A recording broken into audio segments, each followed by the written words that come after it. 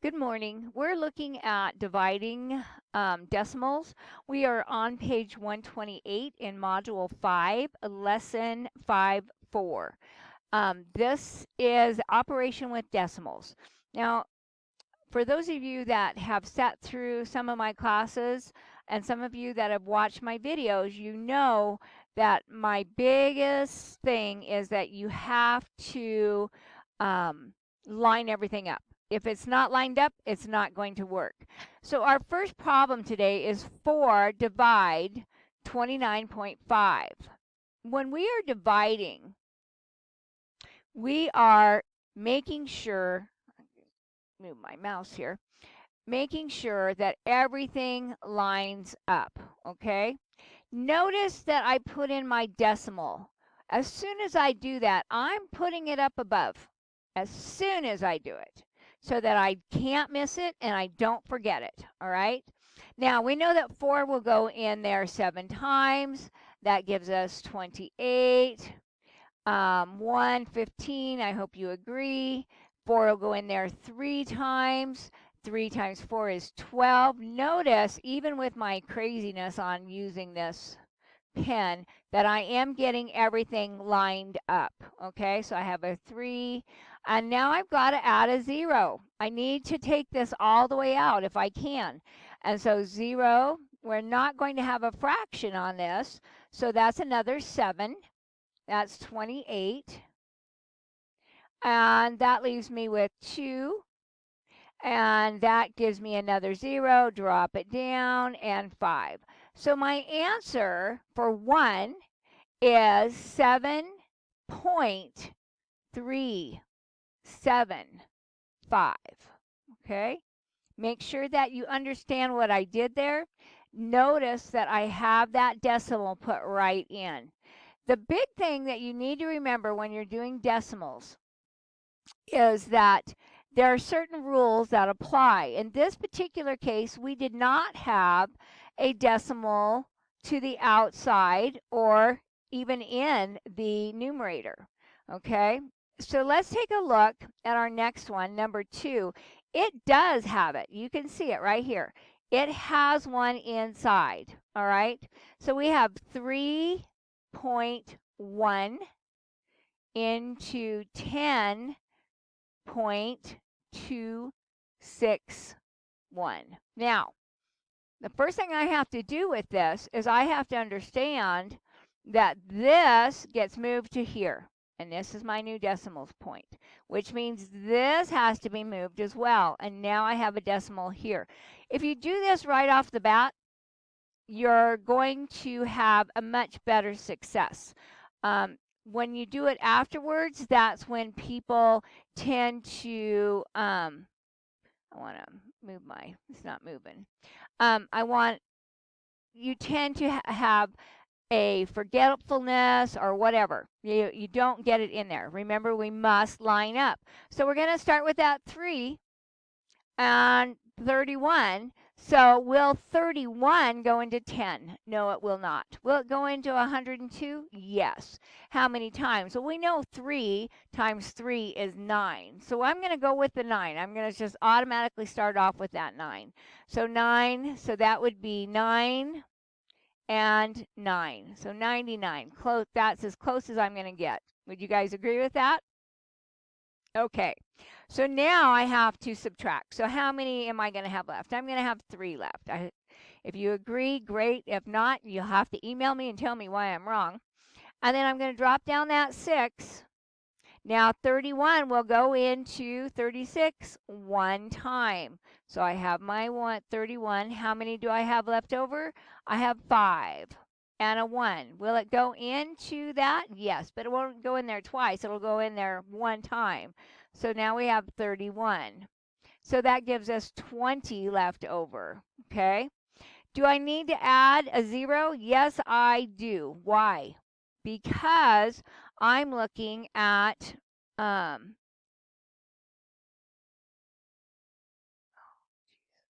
guys, I just noticed I put a 9 up here, And I was like, what? How can that be a 9? It can't be a 9. 3 times 3, okay? So let's go. Let's get that changed right now. So 3 times 3 is, this would be a 3, and that would be a 9. So let's back up and erase this.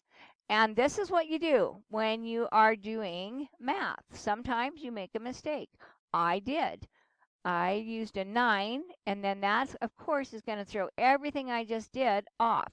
So now let's try it again. All right, 3 times 1 is 3, and 3 times 3 is 9. We have 93, not 99. And we're going to borrow, okay? So 12, and that still gives us 3 from is 9. So we still have the 9. Now we have the 96. Well, we know it's going to be another 3, correct? Because we already know it's 93. So we're going to put that in, 93. And then we have 3 left over. We're going to drop the 1, and now we're at 31. So it will go in there 1 time. So our answer is 3 point, oops, that's not a very good point, is it? 3.31.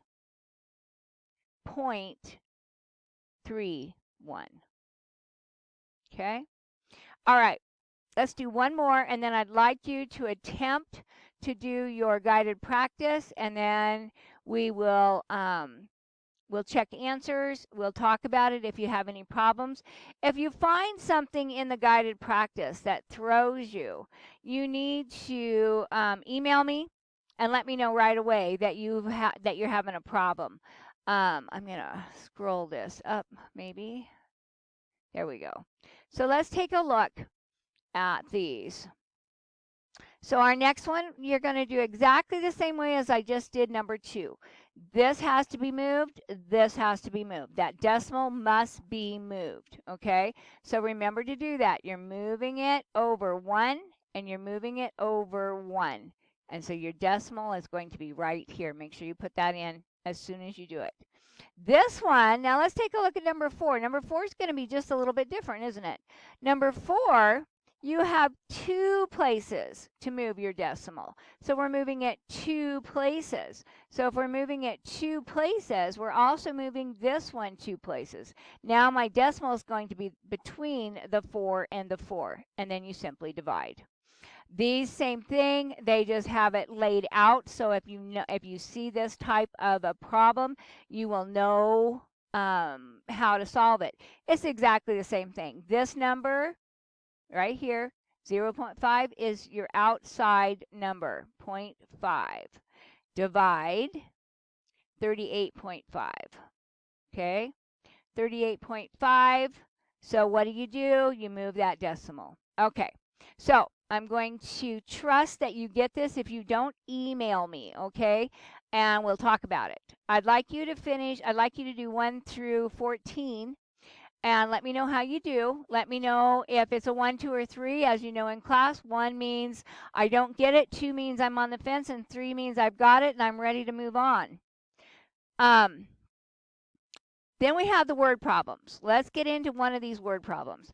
Karine, oh, almost my name, isn't it? Karina has 9.6 pounds of trail mix to divide into 12 bags. How many pounds of trail mix will go into each bag? So you have to divide it. You're going to divide this. What's your outside number? This is going to be your outside number. Let me get my pen back. Outside number, inside number. Okay? So you're going to have 9.6, and you're going to divide 12, right? Why do I say that? She has 9.6 pounds. She's going to divide it into 12 bags. So she's got to go into those 12 bags. How many pounds of trail mix will go into each one? So we have to move. Here we go. So now we have here, put your decimal up. Automatically. That's the first thing I always do. I can't stress that enough, is I always place my decimal point first. So now 96 won't go into 12. I have to add a 0. So how many times will 96 go into 120? There you go. Okay. Take a look at that and see. Oh, I moved that. I didn't mean to move that. Okay, here we go. Okay. And then then this is about reasonability. Well, maybe we should have went the other way. Should we have went 12 into 9.6? Guess what? That's exactly what we should have done because she has 12 bags, right? 1, 2, 3, 4, 12 bags. She's got 9.6. Take a handful, take a handful, take a handful, and throw it into that bag. So how much is going to go into each bag? There is no decimal. You don't have to move the decimal. 12 will go into 96. How many times? Well, it will go in there 8 times. Okay, 8 times. So 8 times 12, and your answer is, when you write it out, you're going to write it out 0.8, and you're going to use a label. You must label all your answers. I tell everybody in class they can use abbreviations. LBS is pounds. Okay? Or you can write it out, pounds. Up to you. Okay? So enjoy and hope that you find this helpful.